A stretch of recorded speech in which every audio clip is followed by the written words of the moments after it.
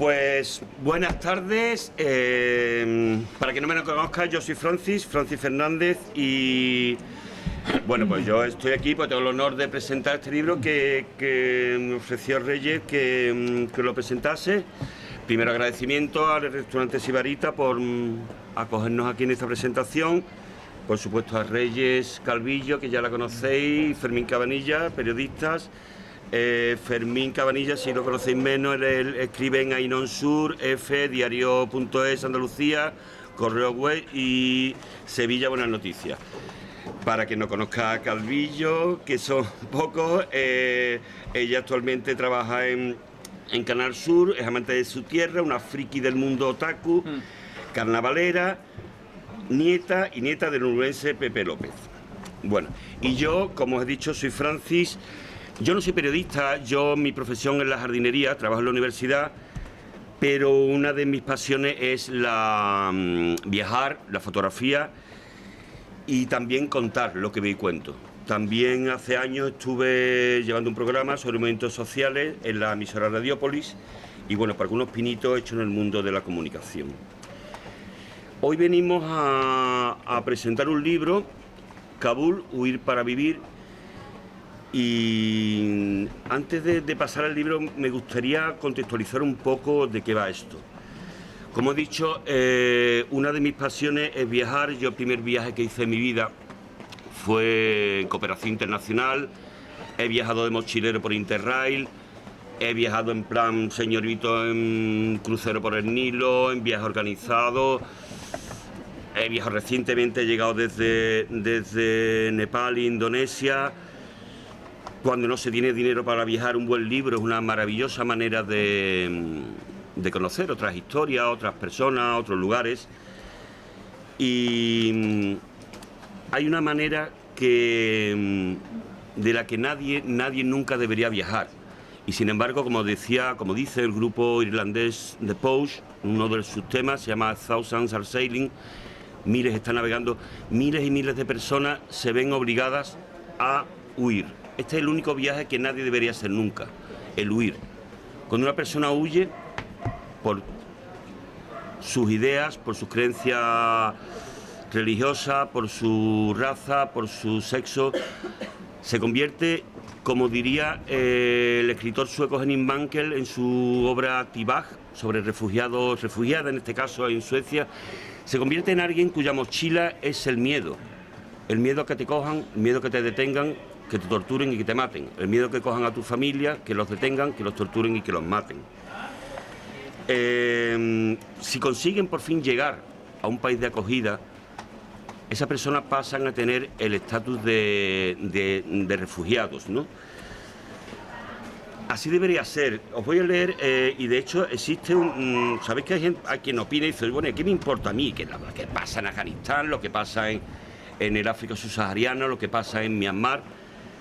Sin embargo, el 10 de diciembre del 1948 se firma la Declaración de Derechos Humanos en la ONU, que aunque no se cumple en su totalidad en ningún país, es un espejo de cómo deberíamos ser, ¿no? Y el artículo 14 de la Declaración de Derechos Humanos dice literalmente: en caso de persecución, toda persona tiene derecho a buscar asilo y a disfrutar de él en cualquier país. Recientemente, estoy aquí, me he cogido y me he apuntado a mis notas, porque yo muchas veces me pongo a divagar, me pierdo. Digamos, en el último viaje que he hecho por Asia, en Nepal, estoy visitando los campos de refugiados tibetanos. Sabéis que China en el 48 ocupa el Tíbet, ocupa e invade el Tíbet, y buena parte de la población, no solo líderes religiosos, sino población civil, tienen que huir y huyen a sus países vecinos, ¿no? Nepal, India y Bután. A mí me sorprendió que vi una comunidad, más que un campo de refugiados, como entendemos al uso, esa explanada de tiendas de campaña protegidas por Cruz Roja o por Médicos Sin Fronteras. Aquí era una comunidad perfectamente integrada, donde un país como Nepal, muy pobre, los había acogido. O sea, Nepal había cumplido el artículo 14 de la Declaración de Derechos Humanos. No ocurre así como en el resto de los refugiados. a mí me llamó la atención, digo, vaya, si China también invadió la región de Xinjiang, a la etnia uigur, que nadie los apoya. Son musulmanes y no caen bien. O sea, me dio la impresión de que hasta para ser refugiado en este mundo tan injusto a veces hay que tener suerte, ¿no? Otro tanto ocurre cito el Tíbet, pero por ejemplo la población que salió huyendo del Tíbet era población budista. Esa población hace 4 años en Myanmar resulta que se dedicó a perseguir a la etnia rohingya. O sea, vemos un ejemplo que un colectivo que ha sido perseguido en China pasa a ser perseguido en Myanmar.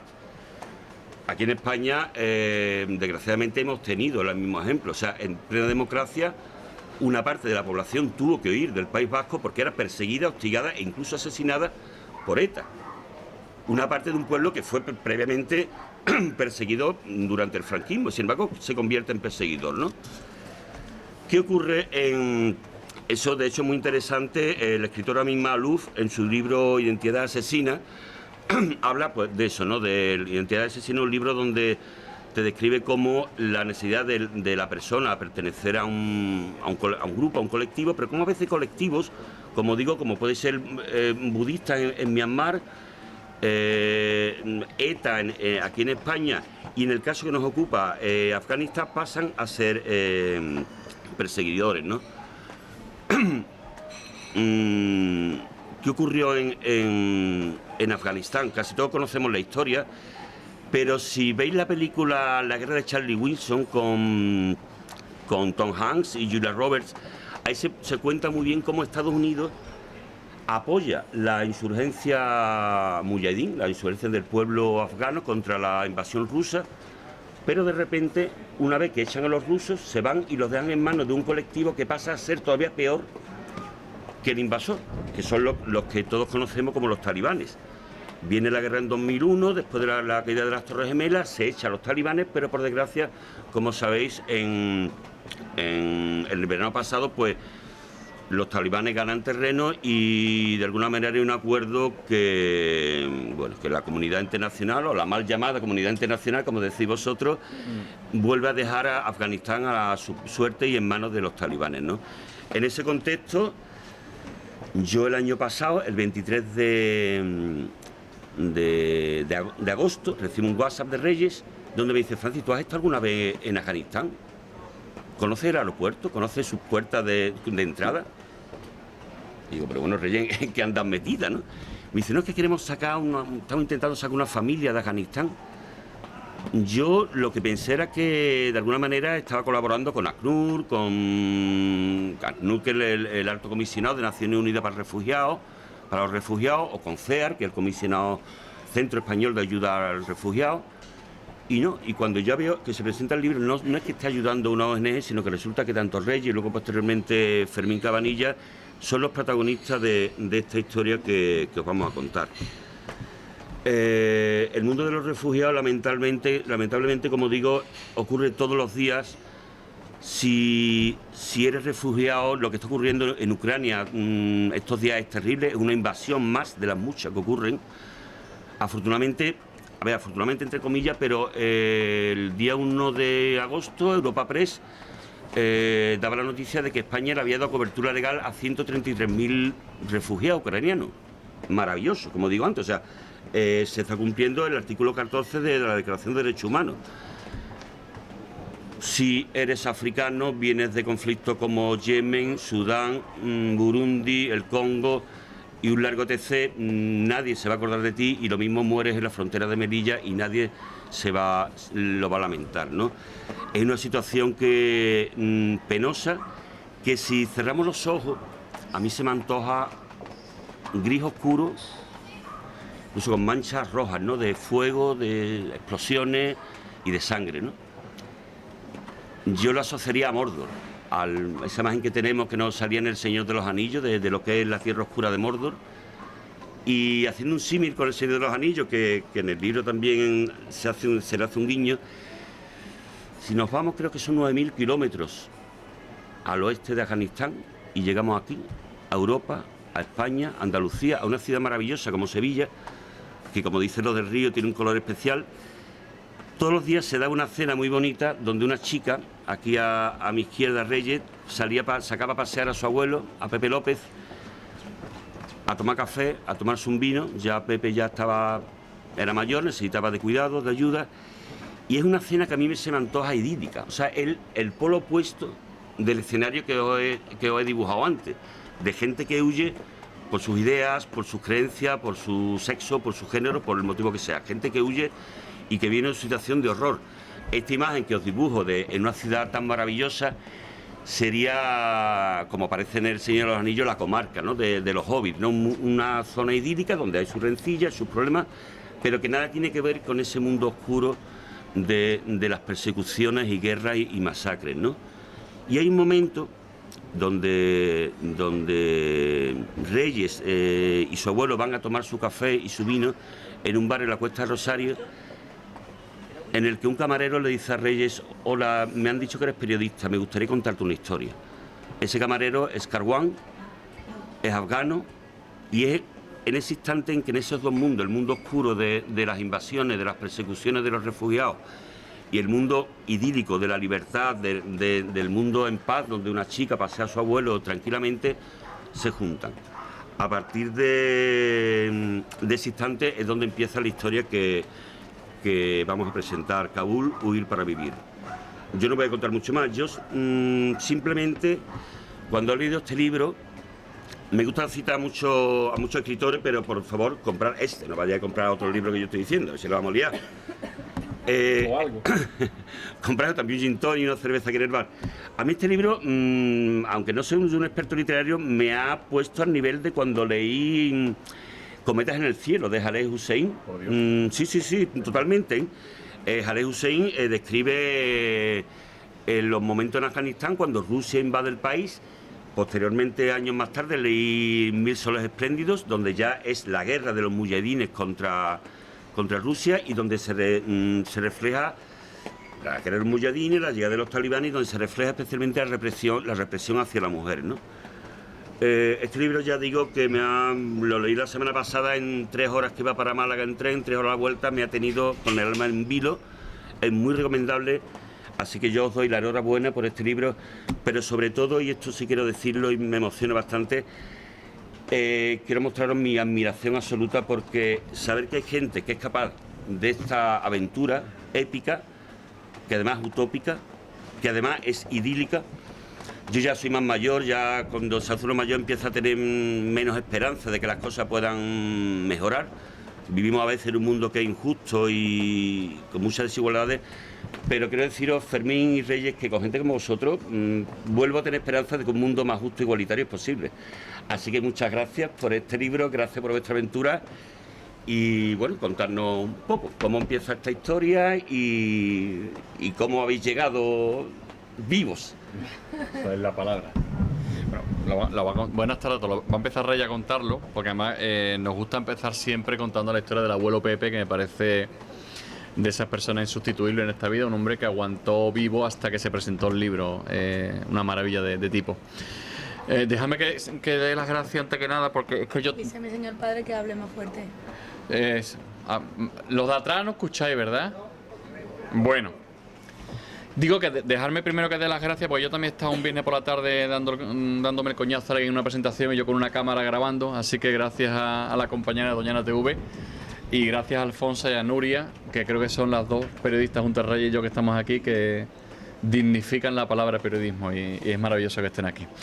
Entonces, como todo esto empieza gracias al abuelo Pepe, que se nos fue hace 4 meses más o menos, 2 meses.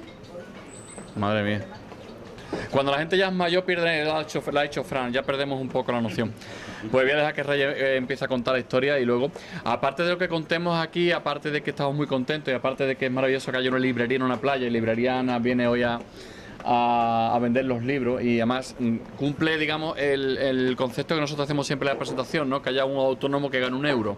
Entonces siempre nos gusta que haya una librería que esté, luego ya cada uno, si queréis comprarlo por Amazon lo hacéis, pero digo que nos gusta que haya una librería que siempre venda los libros a las presentaciones. Entonces muchísimas gracias, y aquí la Calvillo ¿Qué cuento? va a explicar la historia en su génesis.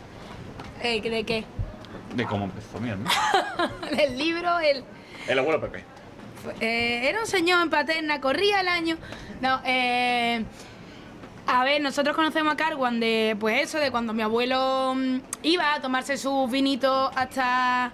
Sus vinitos que no eran unos vinitos, no era un catavino hasta arriba de vino dulce. Y el que se lo ponía siempre era Carwan. Entonces él conoce a... De las pocas personas que recuerda ya su cara y demás es a Carwan, que además le llama Pepe. Entonces, bueno, pues hace casi un año Carwan me para y me dice, oye, que necesito hablar contigo para contarte una historia. Y es que van a matar a mi familia, no sé con quién hablar, a mi familia no la han podido sacar. Y necesito que alguien cuente la historia para ver qué podemos hacer. Y bueno, ahí hago yo un hilo en Twitter, lo comento al grupo de prensa de Huelva y Fermín decide convocar una rueda de prensa al día siguiente en casa de Carwan. Y ahí empieza un poco la historia que nos lleva a un verano maravilloso y estupendo. Y un otoño. Y un otoño genial. Y bueno, ahora cuenta tú lo de la rueda de prensa y, sí, y nada, spoiler y... Tengo que decir eso sí, que quien quiera preguntar lo que quiera, que pregunte, ¿eh? Cuando acabemos o que interrumpa lo que sea, porque nosotros nos ponemos a contar la historia y nos puede dar la tardecida, si existe esa palabra. ¿Qué pasó aquel día? Bueno, nosotros siempre contamos las presentaciones y es verdad, y este libro que tantas satisfacciones nos está dando, que además van a hacer septiembre con la segunda edición y estamos súper contentos, que esto se le bien porque era imposible. O sea, era materialmente imposible que dos colgados, uno en Sevilla y otro en Huelva, no estábamos los dos en Huelva, Sí, tú estábamos los dos estabas en en Huelva. Matalascaña y yo estaba en Sevilla, sacasen a 15 personas de Kabul, 15 personas marcadas, además marcadas literalmente por los cuchillos de los afganos y de los talibanes a muerte. Era imposible y por eso decidimos hacerlo. Es que, la verdad que lo explicamos siempre así, es decir, no... Cuando nosotros hablamos el sábado muy tarde por la noche ya, valorando un poquito la repercusión del hilo de Twitter, viendo qué hacíamos, decidimos convocar a los compañeros de comunicación. O sea, que hay... o sea, yo decir la palabra convocar compañeros delante de Alfonso Acosta es una herejía, lo sé, pero es que decidimos hacer de gabinete de prensa. Entonces, a las 11 y pico de la noche ese sábado, que era el 21 de agosto, que decir la palabra nunca lo olvidaré, hablando de la abuela Pepe es complicado, ¿no? Pero a las 11 de la noche llamamos a los compañeros de Telecinco, de La Sexta, de Antena 3, de Telemadrid, a todo el mundo. Y a las 11 de la mañana del día siguiente, domingo, agosto, Sevilla, estábamos en casa de Carwan, todos los compañeros, todos los medios de comunicación. Carwan llevaba ya con nosotros en Sevilla 8 años. Estaba refugiado porque la historia nace de un chico que ha sido traductor de las fuerzas aliadas, que en 2003, cuando los afganos comienzan a ganar posiciones en los territorios más alejados de Kabul, nuestro Ministerio de Defensa le dice a ese chico: lárgate de Kabul porque te van a matar. O sea, te van a identificar y te van a matar en cuanto pisen la capital. Entonces lo que hace la familia es matarlo. O sea, la familia de Carwan mata a Carwan, organiza un entierro, lo mata. Sabéis que allí determinadas etnias y determinadas creencias no usan ataúdes, solamente lo usan en el cortejo, digamos, ¿no? En el equivalente al tanatorio y demás. La familia de Carwan entierra a sus muertos en una manta, en una sábana. ¿Qué enterró la familia? No lo sabemos. Pero mientras estaba el entierro, él estaba aterrizando en Madrid. O sea, ahí nuestro gobierno estuvo muy rápido, muy rápido. Y una hora después ya estaba en Sevilla y estaba... El libro novela cómo llegó a Sevilla y cómo se instauró en la ciudad. Y realmente no se aleja mucho de la realidad. O sea, Carwan ha sido un trabajador nuestro de los españoles durante muchos años y sus jefes le ampararon, digamos, por decirlo de una forma, ¿no? Y la cuestión es que cuando salimos de la rueda de prensa aquel día, nosotros, mi compañero David Arjona y yo, que era el cámara de la agencia EFE con el que trabajo habitualmente, nos quedamos con la sensación de que contar la historia no valía para nada, que lo que íbamos a hacer era contar una historia y al día siguiente iba a haber una rueda de prensa de un político o iba a haber un partido de fútbol y la actualidad iba a pisotear esta historia. Entonces decidimos, tomando una cerveza en Alcosa, que es un barrio muy humilde de Sevilla, decidimos hacer algo. Entonces decidimos la entelequia de decir esa noche, esa tarde, tenemos que llegar a Pedro Sánchez. y es domingo y hay que llegar a Pedro Sánchez y hay que implicar a Pedro Sánchez en este tema y hay que conseguir que este tío se mueva. Y entonces tuvimos la suerte de encontrar en la delegación del gobierno de Sevilla a una chica que es Toñi Franco, que es la jefe de gabinete del delegado del gobierno, que la llamamos a las 3 de la tarde, domingo, agosto, esto lo repito mucho. Ella estaba en su casa en Baza y ella me dijo que bueno, que como era imposible íbamos a intentarlo. Y a las 9 de la noche de ese día, desde Moncloa nos llamaron para decir que estaban en el asunto. Quiero decir, era algo tan imposible que por eso lo hicimos. O sea, es que era una auténtica patochada, no sé, era algo...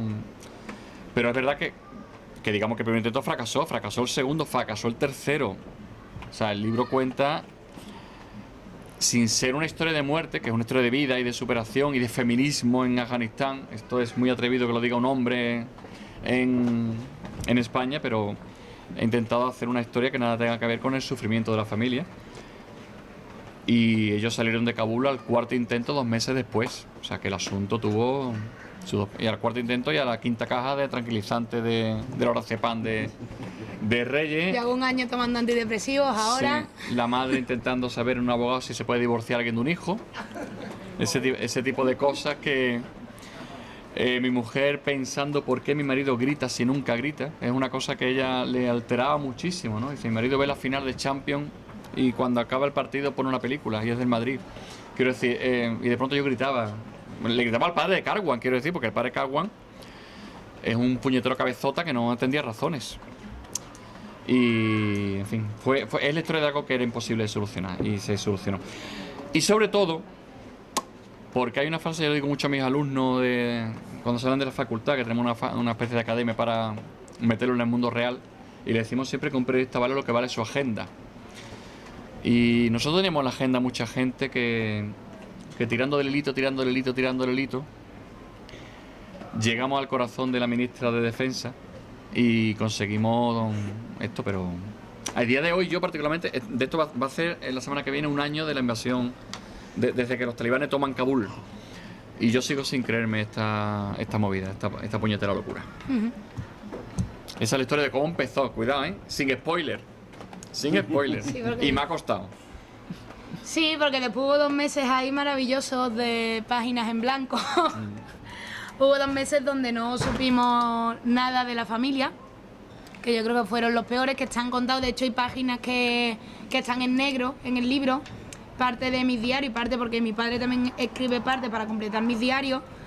Pues el libro está dividido en una parte de novela que hace Fermín y otra parte que son mis diarios.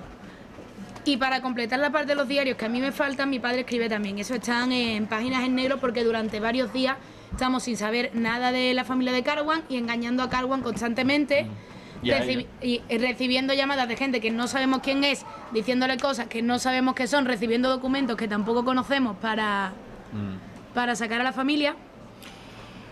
Y diciendo formatea el móvil y el ordenador. Sí, cuando cuelgas formatea el móvil, decía algunas llamadas.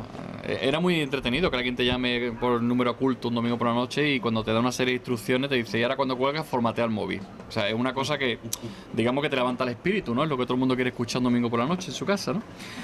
¿Qué pasó? ¿Qué era lo más complicado en este asunto? Pues era que Karwan no se fuera a Kabul. Quiero decir, la amenaza... Que el padre saliera y que... Bueno, sí, que el padre es un cabezote. Sí, porque a todo esto, de a qué se dedica el padre nos enteramos como a mitad de la historia. A ver, que no es ¿A quién traficante. estamos sacando, ¿no? No, a ver, que no es traficante, que es general del ejército, cuidado. Pero O sea, de cosas de las que nos enteramos... Que también ha pasado a cuchillo más de uno, quiero decir, pero que estaba en el bando menos malo, porque en una guerra no hay bandos buenos ni malos. Entonces, la amenaza realmente en este asunto, cuando los talibanes llegan a casa de Karwan a principios de agosto y reúnen a toda la familia y amenazan de muerte desde el padre, que tiene 63 años, a 2 mellizas de 6 meses. Ahí iba a pasar todo el mundo a cuchillo. La amenaza es: o viene tu hijo a Kabul o os matamos a todos vosotros, ¿no? Entonces, claro, cuando fallan los 3 primeros intentos, cuando los talibanes cometen el atentado del 27 de agosto en el aeropuerto, cuando se retiran las fuerzas aéreas españolas y los marines sobre todo, ahí hay un periodo de oscuridad en el que no sabemos nada de ellos. No hay forma, porque además no podemos llamarlo porque nuestros teléfonos no sabemos si están intervenidos y ellos no nos pueden llamar por lo mismo. O sea, hay comunicaciones muy escuetas a través de espías del CNI, hay comunicaciones con instrucciones muy escuetas. ¿Y qué es lo que pasa? Que el impulso de Karwan es irse a Kabul, a cambiar su vida por la de su familia. Cuando todos sabíamos que en el momento que él pise Kabul, los talibanes lo iban a matar a él, Y a la familia detrás. después a las niñas, después a los niños y después a los padres, en ese orden perfectamente prefijado. Entonces, ¿nosotros qué hacíamos? Engañar a Karwan. O sea, Karwan llamaba a lo mejor un 10 de septiembre. Me quiero ir, no sé qué, van a matar a mi... Además, con este acento de los árabes cuando hablan, que parece que siempre están cabreados.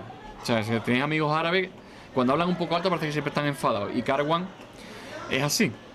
Entonces le engañamos. No, espérate, porque acabo de hablar con un tío de la base de Morón que mañana despega un Airbus y además lleva los documentos de tus padres, no te preocupes. Así estuvimos un mes y medio, hasta el día del Pilar que llegaron los padres.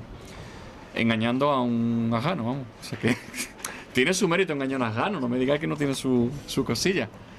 Un afgano que además es un tipo genial. En una sociedad patriarcal, bético. Imagina lo que es Afganistán. Y él está saliendo, lleva muchos años con su novia. La mejor imagen de esto, desde luego, en una sociedad tan patriarcal, tan machista como la afgana, fue cuando la madre de Karwan conoció y abrazó a su nuera, que está divorciada y que tiene un niño de 14 años y es rubia. O sea, digamos, ese efecto cultural era tan bonito, era tan maravilloso ver a esas dos mujeres. Y bueno, esto no es spoiler porque... Y de la Macarena. Y la hermana es Macarena, la novia es Macarena. Esto no es spoiler porque esto no lo cuento en el libro, tenía que haberlo contado. En fin, ¿qué más? Y pues ¿qué vas a hacer ya? ¿Spoiler? Sí, ya llega el momento que hago spoiler. Sí, os digo que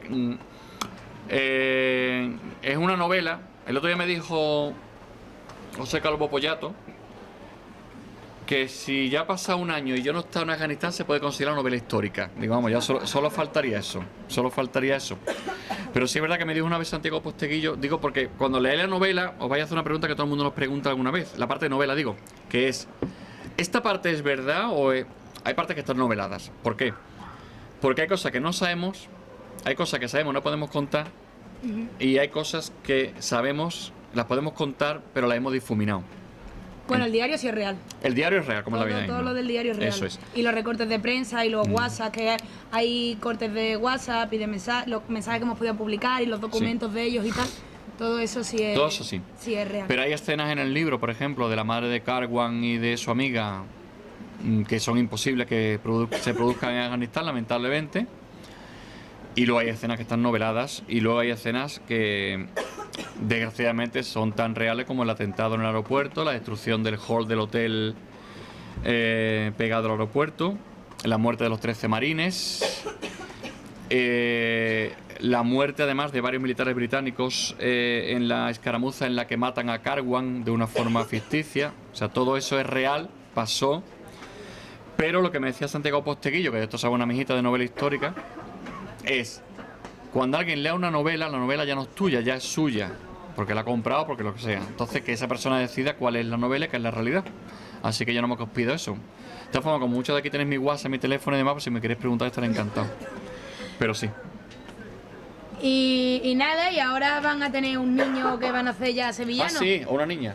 Sí, bueno, porque nosotros gestionamos el pase para 7 personas y vinieron 15, porque las mujeres allí no tienen documentación. Sí. Lo que es maravilloso y demuestra un montón de la realidad tan fantástica que viven. No tienen documentación ni nada, entonces nosotros gestionamos el pase para 7 personas, pero resulta que eran 7 personas con sus parejas y sus niños. Y bueno, y afortunadamente una de ellas pues va a ser mamá de nuevo. Y además que con esto del embarazo de esta mujer se ha producido una escena maravillosa. Ubicamos de nuevo al asunto de... Bueno, la madre de Karwan tiene 55 años y ha parido 12 veces. O sea, si la veis, es una mujer que parece que tiene 80 años. Es algo... Sí, es la función de la mujer en Afganistán, quiero decir, paridera, no es otra. Entonces cuando... Su ilusión cuando llegó aquí era teñirse. Teñirse, maravilloso. Cuando la cuñada de Karwan se queda embarazada, nosotros nos enteramos a los 5 meses. Y nos enteramos a los 5 meses porque ella está en el Macarena con una bajada de tensión, ¿no? Con una subida de tensión. Entonces yo a Karwan ese día le pregunto qué seguimiento le están haciendo al embarazo en Sevilla. Y él me pregunta que qué es el seguimiento de un embarazo. Digo, joder, Karwan tiene 2 hermanos médicos, tío. Dice, ya, pero es que la mujer en Afganistán se queda embarazada y si no le pasa nada van a dar a luz. Digo, vale. Entonces, a través de una compañera de Canal Sur, que es Esther Menacho, que el marido es ginecólogo, la colamos en la clínica al día siguiente, pero se produjo una escena maravillosa con Karwan el día antes, que era que ellos solamente hablan Parsum. El Parsum es un idioma, no es un dialecto, es un idioma que se habla en Afganistán y en algunos pueblos triviales de países cercanos, y son los únicos que hablan Parsum. Y de toda la familia, el único que habla Parsum y español es Karwan. Lógicamente, esa señora no podía ir al ginecólogo sola. Es decir, que Karwan tenía que entrar en el ginecólogo con la cuñada. Maravilloso cómo explicarle a Karwan eso. No había forma.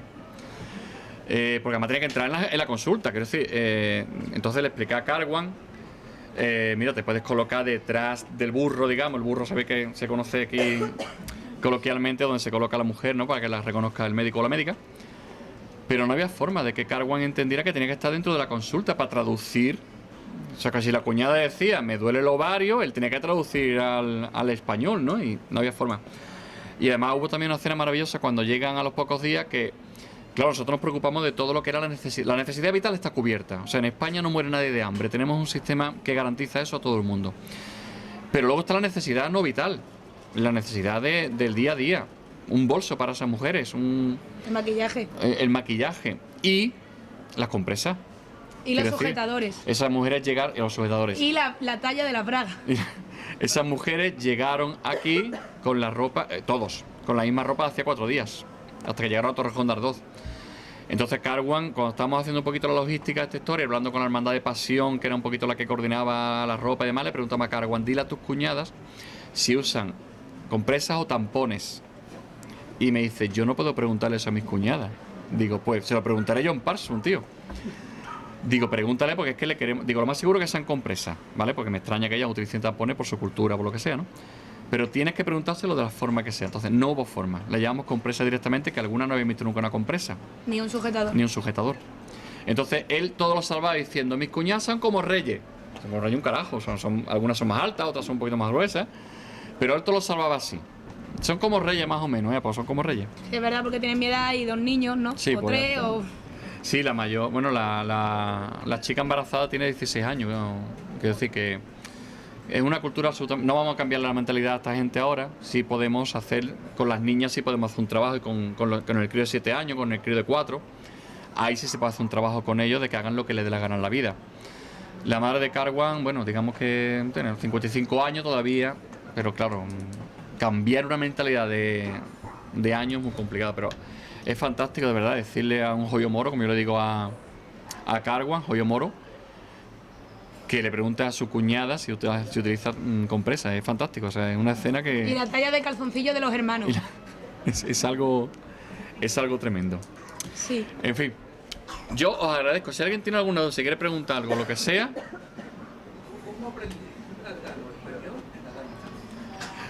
Pues mira, eso lo explica el libro. Sí. Sí, pero tienes que comprar el libro. ¿Eh? Está ahí el joyo moro. Hola. Hola, Karwan. Espérate. Karwan. Karwan. Mira, lo voy a poner aquí por lo menos que se escuche. Karwan. Te voy a explicar ahora mismo. Hola, espérate, aquí está, un momentito, que te pongo en altavoz. Vale. Vale, Trae que la cerca. espérate, te paso. Hola, Karwan, que estamos presentando el libro. Hola, buenas tardes a todos. ¿Qué tal? ¿Cómo estáis? No te escucha ni Cristo, pero lo está grabando la gente de Doñana TV. Ya está, ya lo escuchará la gente por la tele. ¿Y yo qué hace, tío? Pues nada, aquí te iba a llamar, pues como no me escribís, yo que pensaba que esa gente está de vacaciones, no lo voy a molestar, voy a llamar al Jesús, que Jesús me echa cuenta y me coge el Sí, teléfono y me hace responde bien. siempre. Hace bien porque yo paso de ti un montón, ya sabes. Vamos. Estamos contando la historia de cómo te trincó tu novia en el campo del Betis en este momento, ¿vale? ¿Sí? Sí. Bueno, aquí está saludando, está conmigo, aquí estoy tomando un cruzcampo. Muy bien. Que estoy de descanso. Y yo, te vamos a dejar porque esto, para la tele suena bien, pero esto es un monólogo mío porque no te está escuchando nadie aquí. Espérate que... Te pasamos con mi padre, Karwan. Te paso con Calvillo Padre. Venga. Un beso. Hasta luego. La historia de Karwan es tan fantástica. Él sabe 7 idiomas. Quiero decir, Karwan es el típico... Yo me identifico mucho con él, además. El típico tío con 16 años que no es capaz de leer un libro, pero que fonéticamente aprende idiomas con una facilidad tremenda. Entonces, cuando nuestras fuerzas A aliadas... ver, ellos también tenían dinero para poder pagarle al niño un colegio en condiciones y que Sí. el niño pudiese estudiar. Pero él pasaba a estudiar, no me quería idioma. Sí. No me quería idioma. Entonces, cuando las fuerzas aliadas llegan, se comen el terreno de los talibanes, los aliados lo que buscan son intérpretes para todo. Entonces, el padre de Karwan, que estaba viendo que el niño no iba a hacer carrera con él tenía 19, 20 años, sabía, de memoria lo digo, inglés, español, alemán, árabe antiguo, árabe moderno e italiano un poquito. Entonces es un lujo trabajar con ese hombre automáticamente. Quiero decir, él tenía una capacidad fonética, él no ha cogido nunca un libro de idiomas, si lo ha cogido no lo ha hecho cuenta, pero sabe hablar perfectamente 6-7 idiomas.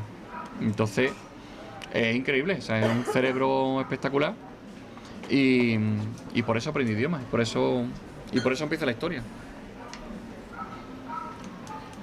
Esta es la parte de todo el mundo se queda callado porque flipa. Porque piensa, mi vecina que ha puesto una academia, se ha gastado los euros por una academia y ahora viene. Yo no me saco el dedo ni de No me saco el dedo de coña. Y ahora viene. De hecho, es curioso porque la mayoría de los. ¿Y por qué estaba ya el farfa de Camarera con toda esta... También se cuenta en el libro. Sí, también está Bueno, contado. el libro lo novela, quiero decir. No, pero te voy a decir una cosa. Esta gente, o sea. O sea, la realidad es que él viene aquí y le buscan ese trabajo, porque como él ha trabajado de traductor en el ejército y demás, a él, una vez que llega aquí, lo que hacen es que le buscan un trabajo rápido para que se pueda colocar. Viniendo de otro sitio, con los papeles arreglados, sabiendo 7 idiomas y sin tener una profesión, digamos, él tiene el título de traductor, pero allí en Afganistán, sin tener una profesión que pueda intercambiar un título aquí, que es lo más fácil, pues hostelería con 7 idiomas, y él empieza a trabajar de camarero y ya se queda allí, turismo, hostelería y ya se queda allí. Aparte que un camarero en Sevilla con 7 idiomas. También porque es más flojo Sí. con muñequita, vamos. Sí, no. Como camarero es maravilloso, pero vamos, después es más flojo con muñequita. Como camarero fantástico. Y es un lujo para. Es decir, la novela. Y te invita a tarta y te pone las copas de vino hasta arriba y Sí, te sí. invita a copas. Entonces, bueno, ha estado durante toda su vida aquí en ese bar, ahora ha cambiado de empresa y, bueno, la historia esa es que es un fenómeno para los idiomas, el tío. Y es un liante, es muy liante, muy liante. Sí. El libro cuenta, ya te digo, él no me ha contado cómo llegó a España, pero yo he deducido cómo llegó y es verdad que es un capítulo que la gente se ríe con él mucho. Porque da que pensar, pero es que lo que da que pensar es real, es que llegó y besó al santo. Es que ella no me deja contar más del libro, porque me da codazos y Y ahora patadas. podéis comprar y ya ¿Vale? podéis descubrir. Sí, que librería Ana se ganan los euros. Pero sí es verdad que él llegó a Sevilla, por poner un ejemplo, ¿no? El 2 de diciembre y el 3 estaba trabajando de camarero y tenía piso alquilado. Casualidad no lo creo. Quiero decir, ha estado muy protegido, se ha jugado al pescuezo por nosotros. Y sí es verdad también, y yo que soy del EPE y he conocido inmigrantes de más de 70 países y cada persona es un mundo, los afganos tienen una dignidad a prueba de bomba. O sea, ellos no quieren nada gratis. El padre de Karwan pide siempre que le digamos casas para alquilar, que le digamos sitios para trabajar. No quieren ni un euro gratis. O sea, yo me he encontrado de todo en esta vida ya. Y me he encontrado gente que piensa que cuando llegas a un sitio en concreto tienen que ampararte en todos los sentidos. Y gente que su dignidad está a prueba de bomba y no quieren nada gratis. Esta gente en concreto es así. Y Karwan desde el minuto 1 dijo, no, yo... Pero es verdad que llegó y besó al santo, ¿eh? No sé si tan exageradamente en el capítulo, pero llegó y besó al santo. Y me tengo que morder la lengua, coño. Fermín, yo quería preguntar una cosa y a Reyes también. Yo cuando estuve indagando de quién soy, vuestro currículum y tal, se os llama periodistas comprometidos. Sí, hay gente para todo. Yo estoy Sí. soltera. Yo recuerdo el fotoperiodista Gervasio Sánchez, que también él cubrió como fotógrafo los conflictos en Latinoamérica en los años 80, luego la guerra de los Balcanes, y él decía que a él le molestaba mucho que le llamasen un periodista comprometido porque el periodista debería ser comprometido. La persona. debería ser La comprometida. persona, sobre todo, todos deberíamos ser comprometidos, pero más el periodista a la hora de contar una historia. Por lo mejor, si vosotros vais a Afganistán y sois los únicos que tenéis una información, sois los que realmente podéis contar lo que os dé la gana, mentir o decir lo que queráis, ¿no? Entonces yo quiero preguntaros, en un mundo de fake news, de que cualquiera es un periodista en una red social, ¿cuál creéis que debe ser el papel de un periodista en un conflicto, en algo que esté ocurriendo, como es el de ahora actual de Rusia y Ucrania?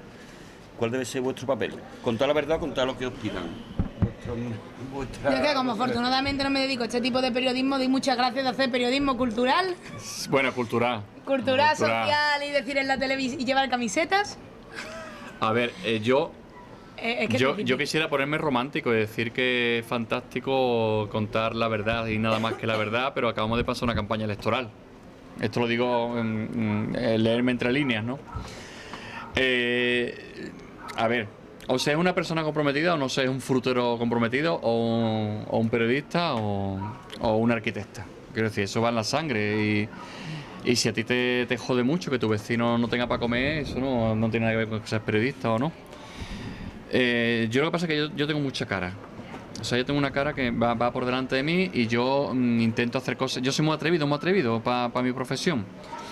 Entonces, no es que sea comprometido, es que si nos pasa como con la guerra de Ucrania, que de pronto nos viene una ONG y nos dice si consigue 1.000 euros para gasoil, nos traemos una familia de Ucrania. Hostia, pues vamos a buscar 1.000 euros para gasoil. Verá, que no es ningún mérito, ¿eh? O sea, que no es ningún mérito, porque las redes sociales bien utilizadas. Pero bueno, que... Pero estoy comprometido, Nuria, que con un perro guía en el estudio hace un informativo todas las noches. Eso sí que es comprometido. Lo mío es, verá... Lo mío es tirar para adelante un poco, o manejar 12 alcaldes como han pasado por las manos de Alfonso. Verá... Hace que Paco Bella pinte.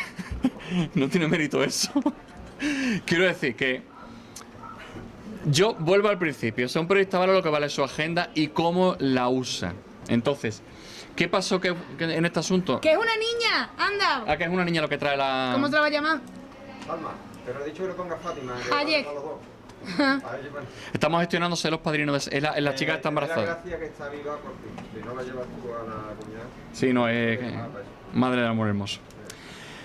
Entonces, como valemos lo que vale nuestra agenda... Como... Fermina. Salma Fermina. No, porque la niña es guapa. Como valemos lo que vale nuestra agenda, yo tuve la suerte en este caso de que yo a todo lo que conozco lo meto en mi agenda. Y yo le digo siempre a mis alumnos que metan a la gente en agenda con nombres que identifiquen. Manoli, la despeinada. Quiero decir, que se acuerden de ese tipo de cosas, ¿no? Entonces yo tengo un montón de militares en mi agenda que conocí hace 12 años cuando eran cabos o cuando eran choferes en la base de Morón y los he guardado. Y ahora eran capitanes o eran tenientes. Y algunos estaban en Kabul. Entonces ese nexo yo lo tenía por casualidad, pero a mí me sirve de mucho. Por eso vale lo que vale la agenda y cómo la utilices.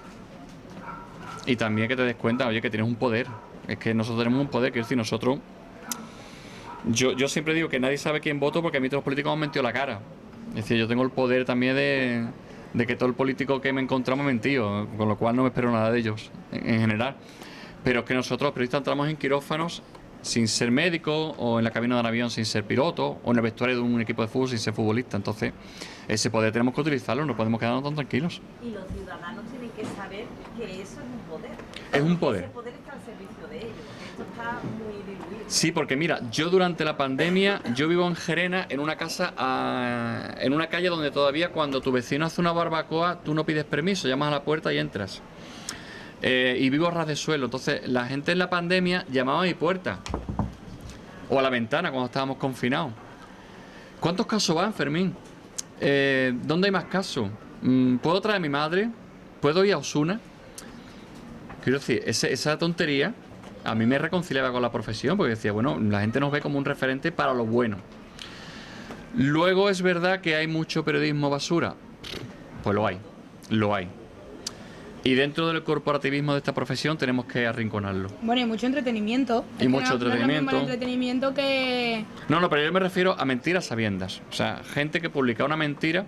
Yo siempre pongo un ejemplo que a mí me indigna mucho, que fue un periódico concreto vinculado a una... Es que soy muy eufemístico, pero bueno. Un periódico vinculado a un extremo político que publicó el 5 de enero de hace como 4 años, publicó: el 100% de las violaciones en Navarra este año han sido por inmigrantes. Entonces, claro, fuimos a la estadística y resulta que la noche de Nochevieja ha vivido una violación en Pamplona y el presunto era marroquí. Era la única violación en todo el año en Navarra. Y iban 5 días del año. era verdad lo que publicaba ese periódico. Pero hombre, es una verdad muy complicada de asumir con cierta ética periodística, ¿no? Entonces, nosotros tenemos que arrinconar eso. ¿Cómo? Yo es una cosa que le digo siempre a mi suegra, porque mi suegra es de las que viene y me dice, han matado a no sé quién, lo he visto en Facebook. Digo, míralo en 3 periódicos, por favor. Si lo publican en 3 periódicos, lo han matado, si no, no. Y así estamos. Es un consejo que damos siempre, que esto es de primero de carrera, ¿eh? Si algo viene en 3 periódicos distintos, es que ha pasado, si no, no. ¿Y ahora podéis comprar libros? No, ahora vamos a agradecer primero a Sibarita, que es alucinante. Es la primera presentación que hacemos al lado de la playa y estoy por escribir una novela que la tengo en cartera y venía el año que viene para acá. Yo creo que es la primera presentación que hacemos en un bar. En un bar es la primera. No es la primera que hacemos con Gin Tonic, pero sí en un bar. No, y es la primera la que vamos a anunciar que si todo va bien y todo va bien y todo va bien, esto va a ir a una pantalla porque nos han ofrecido una cosa chulísima. Eso te iba a preguntar, ¿va a haber película? Va a haber Cosas. Va a haber cosas para una plataforma de televisión que estamos ahí, que yo creo que... En Netflix. Y entonces nos han ofrecido una cosa muy chula, yo creo que sí, que vamos a decir que sí. De hecho, van a empezar ya a moverlo y estamos como niños con zapatos nuevos con esta historia. Entonces, Yo veo a Penélope Cruz haciendo de Reyes. Sí. y No, Javier yo hago de haciendo yo misma. lo que le Yo falta... hago de mí misma. No, porque lo que han planteado es un documental que va a quedar muy chulo, muy chulo, muy chulo. Y lo único, reitero, que nadie piense, porque yo huyo mucho de las cosas que me hacen sufrir. Yo no leo nada de literatura de guerra ni nada por el estilo. Pero esto no es un libro de guerra, es un libro de, al final, de supervivencia. Es un libro, y repito, es muy atrevido decirlo, desde un campo de nabos, como dirían en los Goya, es muy atrevido decirlo, pero es un libro feminista en el que he intentado, en mi parte, romper una lanza por las mujeres de Afganistán que lo están pasando y lo siguen pasando muy mal. Y al final es un libro que también homenajea a la gente que se ha jugado el pescuezo para sacar a casi 4.000 personas de Afganistán. Y esta semana ha llegado un vuelo con niños mutilados que están en Zaragoza, que a los afganos, a los talibanes no les sirven, y eso hay que decirlo así de rudimentario, pero son niños que con 7 u 8 años se van a reunir aquí con sus padres y van a tener un futuro el que ellos quieran. Entonces, es un libro que trata todo eso. Y yo no sabéis cómo os agradezco que hayáis venido. Y si ya le hacéis un favor a la librería Ana, fantástico. Y estaremos encantados de hacer un garabato en el libro.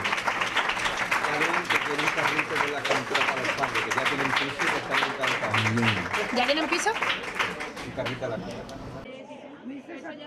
Porque es solamente el 1% de lo que merece, lo siento, pero es que tiene que decir muchas cosas. Yo no tengo boli. No tengo mi boli de rosa. No es depresión, es bajonazo. Es que mira.